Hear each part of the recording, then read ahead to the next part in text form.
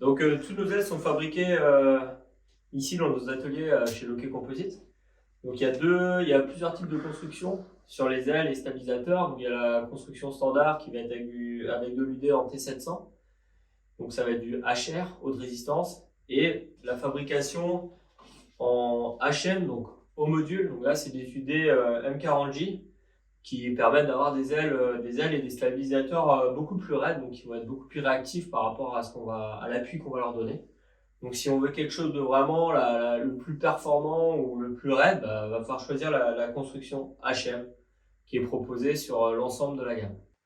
Pour la fabrication de nos ailes et nos stabs, donc on est toujours dans une technologie de RTM, moule contre moule, avec vraiment une idée d'avoir un carbon look irréprochable, donc vraiment la fibre au plus près du moule, au plus près de l'extérieur, donc vraiment sans défaut, avec une fibre vraiment bien alignée.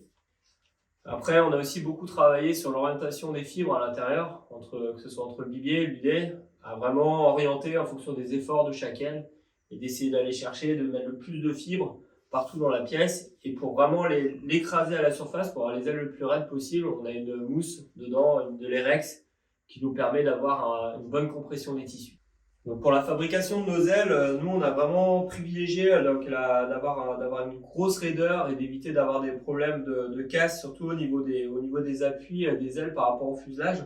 Donc là on arrive à le voir un petit peu là, on a vraiment un barreau là qui va de monolithique qui permet vraiment de raidir. Donc sur chaque aile on va les apercevoir, qui va vraiment permettre de raidir l'aile et d'être sûr de ne pas avoir de points faibles en fait au niveau de la jonction et du changement de forme.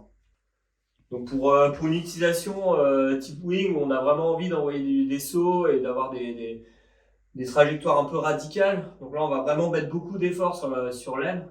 Et c'est pour ça on a vraiment des ailes qui sont capables de tenir à des réceptions de saut un peu hasardeux ou quand on pose un peu mal. Là, avec les ailes, on n'a pas de risque de casse. Avec notre renfort qui se retrouve vraiment au niveau de l'appui et du coup des efforts qui sont transmis par le fuselage.